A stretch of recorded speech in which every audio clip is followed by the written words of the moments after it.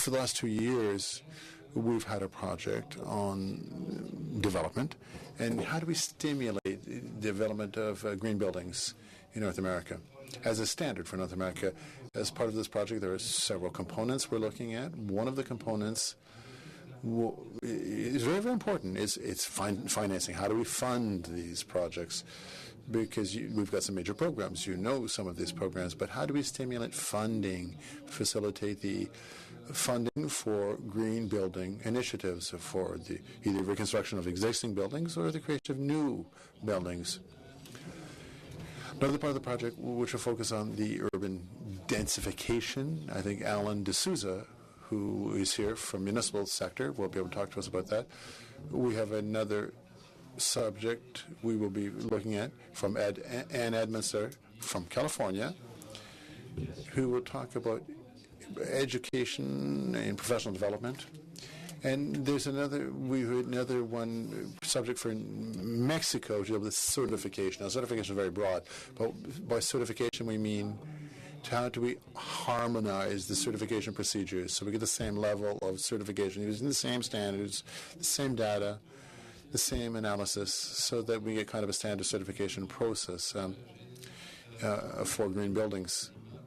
The umbrella theme today really is how do we use all of the tools in our toolkit to create a cultural shift that is more conducive to greener projects so that this really becomes the norm for all of our institutions where green is no longer green, it's just the way we do things. Clearly in a sustainable development plan you may come up and have to deal with how you're going to tackle certain issues that affect your community, whether it be reduction of greenhouse gases, water consumption, waste materials generated, energy efficiency, biodiversity, and so on and so forth. And so in preparing our own plan for the City of Montreal and for the island of Montreal, we had to come up with ways and means in which we would achieve that objective, those objectives, not one objective, but several. Green buildings was a logical action that emanated from our sustainable development plan. Why? Because 30% of greenhouse gases come from buildings. Buildings use a lot of water, a lot of materials, a lot of resources, so on and so forth. So for us, that was a way in which we could go and which we could do. But we did realize that we didn't, when we were starting, we were a little bit like St. John the Baptist in the desert, you know. There was really no one listening. And we realized that we had a lot of impediments. There was no in-house knowledge in our own staff with it. There was not necessarily external knowledge with architects, with engineers who were capable of doing that type of thing. The builders felt that, look, they were making money, why should they stop? Why should they change their model? The financiers were not convinced that a greater deposit or a greater initial outlay was worth it. And two, they weren't convinced as well that there was no there weren't clients who would be willing to rent or lease the buildings that would be built. And so there was a whole slew of issues that had to be dealt with in terms of trying to be able to create a critical mass of knowledge base to be able to succeed. And that's where the city came in. The city passed a policy in June of 2009, almost 4 years ago, where we said every new city building would be required to seek LEED Gold certification. And every renovation done to the tune of 500 meters or more would have to be done according to the standards of LEED Silver. At the time we became probably a rare breed. Most other cities were at silver, and at the time we were one of the few who poked our head a little bit above. We said that if we're going to be competitive, let's come up to a different platform, choose a different, more competitive platform. And so we sought LEED Gold status for our buildings. We chose an international standard because we felt it would be easier for everyone concerned, and that's why LEED was the one we went with. We felt it would be easier for people to understand, tap in, ascribe to, certify, and be recognized. My first question would be why the Montreal City don't build all LEED Platinum building? Why go for less than Platinum? What's the thinking behind that? And I've built this building, and I can tell you, on the formal regulatory level, I haven't seen anything helping me doing what we did here. We did receive some money from the two levels of government here, but at regulatory level, nothing helped us. There's some incentive, nearly all related to energy efficiency, and nearly all related to the payback. How much money Hydro-Quebec can save from saving energy instead of producing it with new infrastructure. And we're not even talking about the federal government in this country, which beside what's happening at Ressources Naturelles Canada, which is an amazing scientific research that has a fantastic scientific research program related to some issues pertaining to green building, well, they're cutting everywhere. We have received $250,000 for this $27 million project from the federal government, which for me doesn't make sense. It's proof again that where are the incentive? Although we know that the Quebec government and the federal government have some policy that their buildings or the space they're renting has to be LEED, it's not enough, because if they should preach more by example. There is also the big concern that we have, and is the education and training of everybody in the construction industry. The people I work for, they were there 10 years ago, and they were preaching in the desert. Now, they see that it has moved. Not fast enough, but it's moving. But we have to continue, apply pressure, and provide research means for people that want to do more green buildings to be able to do so. Financing is a key issue. After doing this for years and years and years, I realized that one of the things I heard repeatedly was that every single person had decided they had to do green building, and then later figured out how to make it viable from a business perspective. And so then I started to think, well, this implies a moment of conversion from that, this is the way we do things, why change, to I need to change.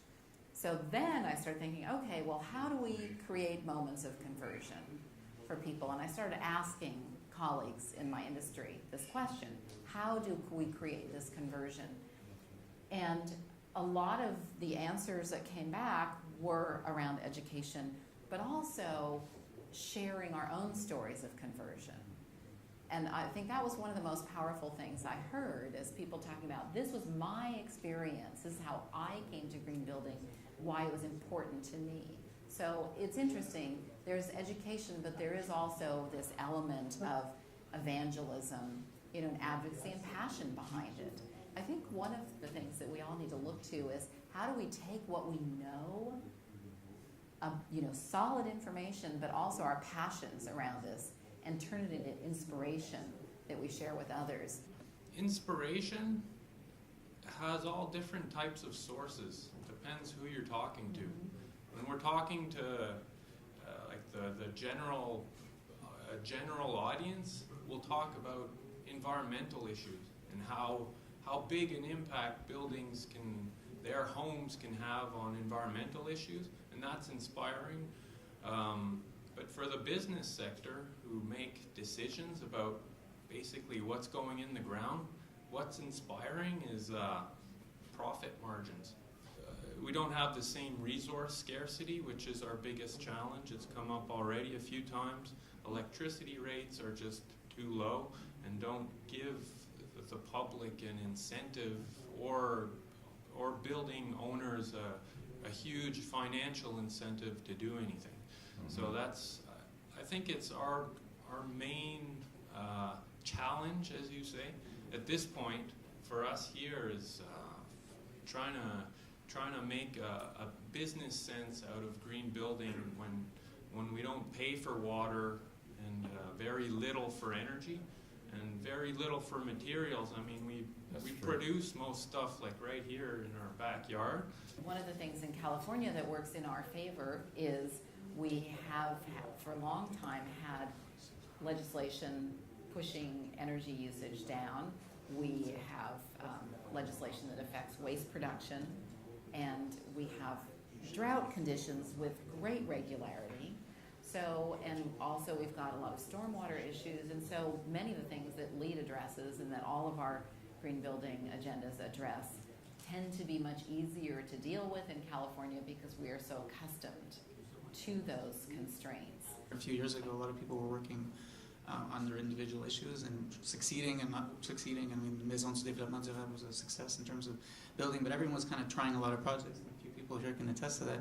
And I think what's happening now is that people are realizing that there are successes. We kind of crossed the threshold of problems, at least in terms of the building industry. But I think the one challenge, though, is the building industry, the construction industry is a bit of a taboo subject here in this province right now. But it is, there has to be a cultural shift in that. And I'm sort of dismayed that there aren't more people from the construction industry this evening here, because this is where a lot of work has to be done. And we're seeing some improvements in this field. But if the governments aren't creating frameworks for these incentives, and private sector or residents don't necessarily see the financial incentives, and the construction industry doesn't pick up the slack, we're not gonna move to the pace that we need to see. Hearing what you were saying and what everyone is saying, we're already converted, so we're not the ones that need to be convinced. So the objective also for the foundation is to demystify all that, because people get a headache. For you talk about eco-friendly building, oh, it's too complicated, I don't want to know about it. So it's how to make it accessible to people who aren't converted, and we're not going into an evangelistic thing like you said, but to just make it really, really basic 101, so that simple questions can be asked, and people can make their decisions based on those, like, let's say 5 key questions. Is it local? Is it durable? Is it recyclable? Is it energy efficient? Is it very energy costly at the fabrication? And if you can have like 3 of the 5, then you're in the right direction. And people will always ask, what's in it for me? There are ways and means in which cities can play an active role. I'll give you an example. I heard earlier about design, right? Well, in Montreal, we have taken the challenge of not only having green buildings, but well-designed buildings through architectural competitions. And the challenge that represents to architects, to engineers who are bidding on the process and complying with all the legal rules that the government puts for us to put into place to avoid consortiums and corruption and collusion and all of that fun stuff, has resulted, though, in some very nice, beautiful buildings. The planetarium is one that's got LEED Platinum certification, but also went through a design process. Yes, you can provide incentives, but not, I don't think we should be dependent on incentives. And I'll give you an example. I had one developer come to me in the industrial sector and said, look, Alan, I can't do this. It doesn't make sense. The numbers aren't there. So we came out with a program for the city that was in place as recent as not too long ago. I think it'll be renewed by the administration. But where there was a tax credit, a municipal tax credit over a 5-year period, where if they complied with LEED certification, there was a top-up. So over 5 years, there was a tax holiday. That spurred the same developer who told me 5 years ago that it couldn't be done, today has 28 industrial projects, not just in my community, but in other communities across Quebec. I was talking to a colleague a year or so ago about the phenomenon of small organizations doing exactly that, banding together, and he said, oh, it's like a pterodactyl. You know, pterodactyl from the air looked really big because it spread its wings and cast this huge shadow when really it wasn't that big a creature. You know, the wings fold up to nothing. So when green organizations band together, you can create the virtual pterodactyl, right? You create the sense of something larger by leveraging one another's efforts. So I'm wondering if there's any of that sort of thing going on of helping.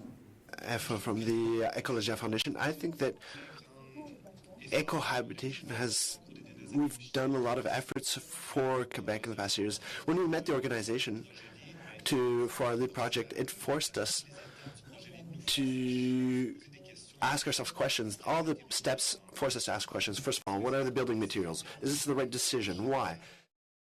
Also, in terms of green buildings, we can make a parallel with organic foods. In organic food, we pay sometimes more because we're starting to realize that there's something more that we get. The apple or the pear that we purchase is an apple or a pear, but it might have a DNA or and if we know that's a little bit more expensive, a little bit like the organic food is a little bit more expensive, but will bring other benefits. And if we start promoting these benefits, because everybody wants to sleep well, to feel well at home, and if we look at all these qualities of the house and to speak about them, and maybe they're not quantitative, but rather qualitative. For skilled workers have little impact on the choices. They have the lowest level of impact. Maybe they have 0.5% of an impact on the choice of the building, which is based on their work, on their labor. And it's usually the design where the decisions are made. And those who is the promoter, the developer. We can make a lot of progress in the building sector, but if we don't plan our cities in a more logical way to avoid the dependency on automobiles, we won't make any gains. We'll lose everything. It won't offset anything from an environmental perspective. If I look at college and university curricula, how many hours will an architect spend on green buildings? How many hours will be in the curriculum? In the basic curriculum? 35? Not even three credits. Unless the person focuses engineers, forget engineers. Building engineers, there's almost no more civil engineers who will do urban development. There is huge influence on the design side, but also on construction. In fact, one of my colleagues whose background is as a mechanical system subcontractor says the person who has the most influence on the ultimate performance of the project is the worker on the ground, because ultimately they can make substitutions that are inappropriate, or it's essentially the quality of execution is sort of the unwanted stepchild in the equation of green building. We tend to forget that execution. So we need to be thinking about the workers as well as the professionals.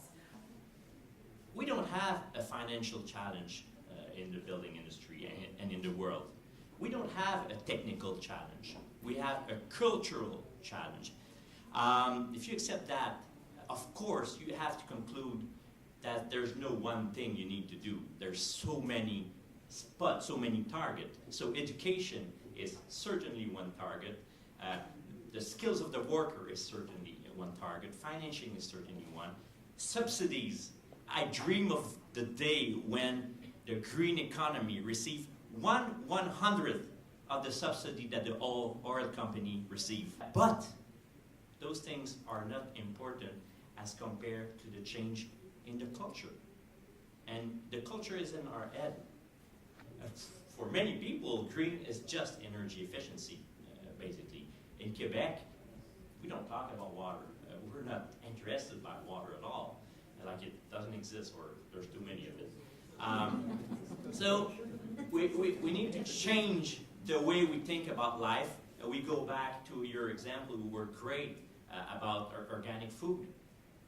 What we build, most of our houses that we build, even if they're LEED Platinum in Quebec and in the United States, they're cardboard boxes. They're green cardboard boxes, but they're still cardboard boxes. How do we expect to be inspired by such an environment? Frankly, is beyond me. Don't be shy. Speak out. Everybody speak out about it all the time. Bore everyone till the end of time, because this is how we make a cultural shift, is by not having our voices silenced.